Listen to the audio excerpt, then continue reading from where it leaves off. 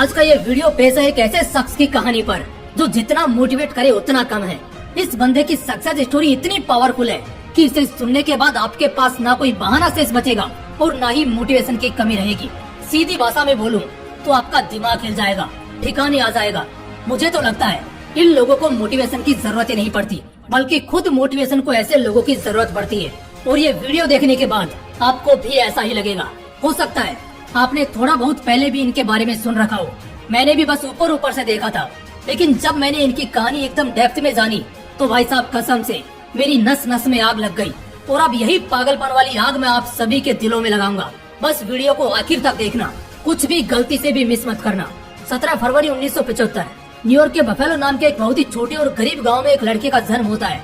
जब भी कोई बच्चा अक्सर घर में पैदा होता है तो उस वक्त घर में खुशी का माहौल होता है, लोग खुश होते हैं, बच्चों को दुआएं मिलती हैं। इस बच्चे के साथ एकदम उल्टा था। हालांकि इसकी माँ अपने बेटे के जन्म से बहुत खुश थी, लेकिन इसका बाप बहुत क्रूर था। इस बंदे का बचपन बहुत गंदा बीता। ये एक बहुत ही हिंसक माहौल में पला बड़ा। इसका बाप बहुत ही हिंसक और बहुत ही शराब पीने वाला था, जिस वजह से अक्सर वो इसे और इसकी माँ को पीटता था। ये सब होते होते अब ये बंदा भी टूट चुका था। कुछ भी हो था तो वो एक बच्चा ही, कितना बर्दाश्त करेगा। एक दिन इसने देखा कि इसका बाप इसकी माँ को बुरी तरह पीट रहा है, तो उस दिन वो बर्दाश्त नहीं कर पाया और सीढ़ियों से सीधा अपने बाप की पीठ पर कूदा और अपनी माँ को बचाया। लेकिन वो अभी सिर्फ 8 साल का बच्चा था, तो कितनी ताकत होगी उसमें। उसके बाप ने इसे भी पीटा और ये सब इसकी माँ बर्दाश्त नहीं कर पाई। इस इंसिडेंट के बाद ये बंदा अपनी माँ और अपने भाई के साथ हमेशा हमेशा के लिए अपने उस जुल्मी बाप को छोड़कर न्यूयॉर्क शहर से 500 मील दूर ब्राजील के इंडियाना शहर चला जाता है।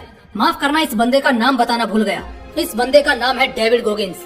डेविड को लगा कि ये अब उसके और उसके परिवार की जिंदगी की एक नई और खूबसूरत शुरुआत होगी, क्योंकि अब उसका पीछा उसके उस जालिम बाप से छूट गया। लेकिन वो गलत था। अभी उसे बहुत कुछ सहना था। यहाँ से उसकी जिंदगी की असली जंग शुरू होती है। डेविड चाहता था कि उसे और उसके परिवार को एक अच्छा घर मिले, जहाँ वो सेफ फील कर सके। लेकिन यहाँ तो रहने को कोई छोटा सा कमरा मिल जाए, वही बहुत था। डेविड अच्छा नहीं दिखता था, थोड़ा अजीब था, काला सा लड़का जो शरीर से भी मोटा और बिल्कुल भी अच्छा नहीं दिखता था। और उसके इस बॉडी पोस्चर की वजह से उसके स्कूल में उसे दूसरे बच्चे बहुत बुली करते। उसके क्लासमेट्स उसे इतना अजीब दिखने की वजह से चिढ़ाते रहते, उसके मजे लेते। वो बाहर से दिखाता नहीं था, मगर अंदर से ये बंदा भी बुरी तरह टूट रहा था। मगर फिर भी ये इन सब को सहता। उसकी माँ उसके और उसके भाई के सर्वाइवल के लिए 3 अलग अलग नौकरी करती थी। डेविड को एक बीमारी थी, लर्निंग डिसेबिलिटी के नाम से। वो अपनी माँ से कुछ भी शेयर नहीं करता था कि उसके क्लासमेट्स उसे कितना चिढ़ाते हैं और कितना परेशान करते हैं। उसने ये बात भी अपनी माँ को नहीं बताई कि उसे एक तरह की बीमारी है, जिससे वो कुछ भी पढ़ नहीं सकता, कुछ भी सीख नहीं सकता। वो अपनी जिंदगी की कोई भी ऐसी बात अपनी माँ को नहीं बताना चाहता था जिससे उसकी माँ को तकलीफ हो। उसे स्कूल और क्लास के बच्चे हमेशा बुली करते, बुरी तरह उसे परेशान करते। इस वजह से वो उनसे बचने के लिए स्कूल बहुत कम जाता था। लेकिन अपनी माँ को दिखाने के लिए हमेशा वो घर से निकलता और जितना दूर उसका स्कूल होता उतना दूर जाता, ताकि उसकी माँ को लगे कि वो हर रोज स्कूल जाता है। उसे याद करने में और पढ़ने में बहुत दिक्कत होती थी। इसी वजह से वो लड़का 4th क्लास से लेकर अपने हाई स्कूल तक लगातार चीट करके पास हुआ।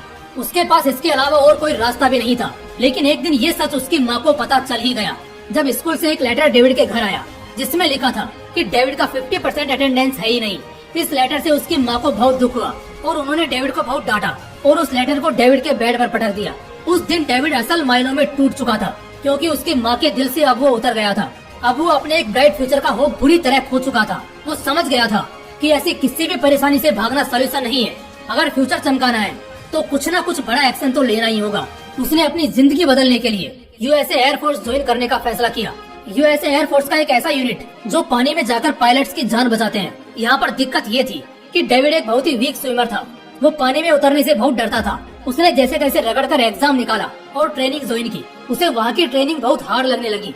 इसी बीच उसे एक दहलाने वाली न्यूज पता चलती है कि उसे एक और बीमारी है, साइकिल सेल एनीमिया की बीमारी, जिसमें इंसानी जिस्म में खून की कमी होने लगती है। इसी वजह से उसे 1 वीक का रेस्ट दिया गया। 1 हफ्ते डेविड के पास मौका था दोबारा यूनिट ज्वाइन करने का, लेकिन उसने अपने डायग्नोसिस का बहाना बनाकर मना करते हुए कहा कि उसे उसकी जान खतरे में लगती है। डेविड ने जब ये कंडीशन सामने डाली तो उसे फिजिकल ट्रेनिंग के प्रेशर से आजाद कर दिया गया। और यही तो उस वक्त डेविड चाहता था। असल में उसे डर लगता था पानी में उतरने से। और जब उसे इस यूनिट से शिफ्ट किया गया तो अब उसकी ड्यूटी बस बाहरी सरफेस की थी। वो अब भी यूएसए एयरफोर्स का हिस्सा था। वो पानी के डर से तो बच गया, लेकिन जिंदगी में आगे मिलने वाली चुनौतियों से कैसे बचेगा। डेविड एक एप्टीट्यूड टेस्ट को पास करने में बहुत स्ट्रगल कर रहा था, बार बार फेल हो रहा था। तो इस वक्त उसने एक मेथड सीखा जिसमें अगर वो किसी भी इन्फॉर्मेशन को बार बार लिखता है तो वो उसे याद हो जाता है। ये एक ट्रिक जरूर थी, लेकिन इसने उसका एक पर्सपेक्टिव चेंज किया जिंदगी की डिफिकल्टीज को लेकर कि सॉल्यूशन हमारे पास ही होता है। इंस्टेड हम कंप्लेन नहीं, उसे फाइंड आउट करें। उस यूनिट में रहकर डेविड ने बहुत कुछ सीखा। डेविड ने 4 साल एयरफोर्स में बिताई और अब उसकी जिंदगी बहुत अच्छी थी। फिजिकल ट्रेनिंग नहीं थी, इस वजह से वो दबा कर खाता था और पैसे भी अच्छे बना रहा था। उसने एक बहुत ही अनहेल्दी लाइफ स्टाइल को अपना लिया, जिस वजह से उसने अपना 60 किलो वजन बढ़ा लिया था। इस तरह बहुत जल्द अब उसकी जिंदगी एक नई दिशा लेने वाली थी।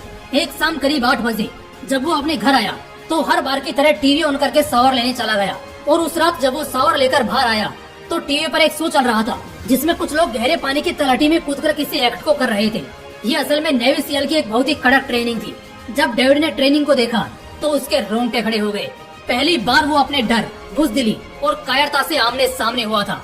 उसने आज असली मर्दों को देखा, वही नेवी सील्स जो इतने जिगरे के साथ पानी में उतरते हैं और इतनी हार्ड ट्रेनिंग को अंजाम देते हैं। उस रात अचानक उसने सब कुछ बदलने का फैसला किया। वो अब वैसा नहीं रहना चाहता था जैसा वो अभी था। वो अब खुद का एक बेटर वर्जन चाहता था, लेकिन इसके लिए उसकी जंग थी उसके डर से। हाँ, यही डर जिसने उससे उसकी ट्रेनिंग को छुड़ाया था और उसके सपने को पूरा नहीं होने दिया था। डेविड उस वक्त के बारे में कहते हैं कि उस वक्त कोई मेरे खिलाफ नहीं था, सिर्फ मैं ही था जो खुद के खिलाफ था, खुद को रोक रहा था। और मैं जानता था कि ऐसी सिचुएशन में कोई मेरी मदद करने नहीं आएगा। यहाँ वो समझ गया कि सब खेल डर का है। उसने एक लिस्ट बनाई जिसमें वो सबसे ज्यादा जिससे डरता था टॉप पर था उसका वो जालिम बाप जिससे भागकर वो बचपन में आया था। पिछले कई सालों में कभी वो अपने पिता से नहीं मिला, लेकिन इस बार क्योंकि उसे अपना डर खत्म करना था, वो अपने उस पुराने गांव गया जहां उसने अपने पिता को कॉन्फ्रंट किया। इस बार स्थिति अलग थी, लेकिन फिर भी उसने कॉन्फ्रंट तो किया, जिससे उसके पिता का जो एक जुल्म वाला डर था वो निकल गया। बचपन में उसे उसके क्लासमेट्स हमेशा बुली करते थे, बहुत परेशान करते थे, चिढ़ाते थे। इस डर को निकालने के लिए वो उस नेवी सील के ट्रेनिंग कैंप पहुंचा, जहां उसने नेवी सील ज्वाइन करने की बात बोली। इसके बाद उसके इस बात पर दूसरे रिक्रूटर्स हंसने लगे और यहाँ पर उसे वो बचपन वाला डर याद आ गया जब सब उस पर इसी तरह हंसते थे। लेकिन इस वक्त वो भागा नहीं, बल्कि सबको बोला कि मैं क्वालिफाई होने के लिए अपना 100 पाउंड वजन यानी लगभग 45 केजी वजन कम कर लूंगा। उस वक्त वो बहुत ज्यादा मोटा था, 130 किलो से भी ज्यादा, और इसी पर सब हंस रहे थे। लेकिन क्वालिफाई करने के लिए वजन एटलीस्ट 85 केजी रहना चाहिए, और वो भी 3 महीने के अंदर उसे इतना वजन कम करना था। जब उसने सबके सामने ये बात बोली तब उसे खुद इस बात का अंदाजा नहीं था कि वो ये कर भी पाएगा या नहीं, लेकिन उसने हिम्मत करके बोल दिया। अगले दिन उसने जिम जाना शुरू किया, लेकिन पहले दिन उसे बहुत तकलीफ हुई और वो कुछ भी खास नहीं कर पाया। वो घर आया, बहुत रोया, और उस वक्त उसे अपनी जिंदगी का फ्लैशबैक दिख रहा था कि कैसे समय समय पर जिंदगी ने उसे हर्ट किया है। यहाँ से अब हार मानना सब कुछ गंवाने जैसा था। वो बंदा अगले दिन से अपनी हार्डकोर ट्रेनिंग शुरू करता है, जहाँ वो हर दिन रनिंग करता है, और इसके बाद और ज्यादा कैलोरीज बर्न करने के लिए वो साइकिलिंग भी करना शुरू कर देता है। उसे हर हाल में अपना बॉडी वेट कम करना ही था, इसलिए वो कई बार खाना तक नहीं खाता था, भूखे पेट सुलाता था। उसने वो 3 महीने बहुत दर्द और तकलीफ सही। आदमी बदल चुका था, एक बेटर वर्जन में अपडेट हो चुका था, लेकिन आगे कुछ और भी होने वाला था जो उसे परेशान करेगा। डेविड ने नामुमकिन को मुमकिन कर दिया। इस 3 महीने में वो रिक्वायरमेंट वेट पर पहुंच गया। उसने अपना 45 केजी वेट कम कर लिया, जिससे वो नेवी सील ट्रेनिंग में एंटर करने के लिए एलिजिबल हो गया। मगर उसे अब पता चलेगा जब वो इस ट्रेनिंग को करीब से देखेगा। यूएस की नेवी सील ट्रेनिंग दुनिया की सबसे टफेस्ट ट्रेनिंग मानी जाती है, जो करीब 30 महीने की होती है। लेकिन इन सब में भी सबसे मुश्किल दौर होता है द हेल वीक, यानी हद पार नरक वाली सजा के बराबर ट्रेनिंग, जिसे पार करना फाइनल स्टेज होता है नेवी सील ट्रेनिंग को क्लियर करने का, जिसमें सोने भी नहीं दिया जाता। डेविड ने 30 महीने की ट्रेनिंग कंप्लीट की, और जब वो उस हेल वीक की ट्रेनिंग कर रहा था उस दौरान उसे निमोनिया हो गया, जिस वजह से वो बाहर हो गया। लेकिन अब तक उसका हौसला टूटा नहीं था। उसने दोबारा ट्राई किया, लेकिन इस बार भी उसे स्ट्रेस फ्रैक्चर का सामना करना पड़ा, जिस वजह से उसे इस बार भी बाहर होना पड़ा।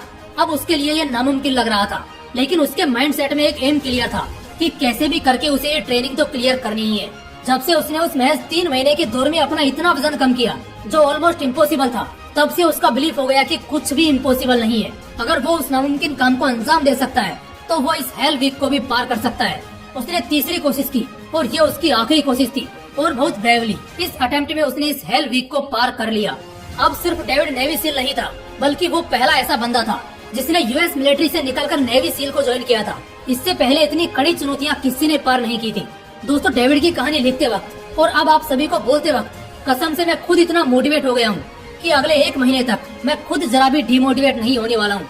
ये जर्नी अभी एंड नहीं हुई है, इसकी एंडिंग कंप्लीट सुनकर जाना। कुछ इंटरेस्टिंग ट्विस्ट का पता चलेगा जो आपके रोंगटे खड़े कर देंगे। जब ये बंदा नेवी सील मेंबर हो जाता है तो उस दौरान एक फ्लाइंग ऑपरेशन के वक्त डेविड के कुछ दोस्त हेलीकॉप्टर क्रैश में मारे जाते हैं। तो उस वक्त ये डेविड के लिए एक बहुत बड़ा सदमा था। डेविड जब उनकी फैमिली की हालत देखता है तो टूट जाता है। जितने भी सोल्जर्स की डेथ हुई थी उन सबकी फैमिली के लिए डेविड मनी राइज करना चाहता था।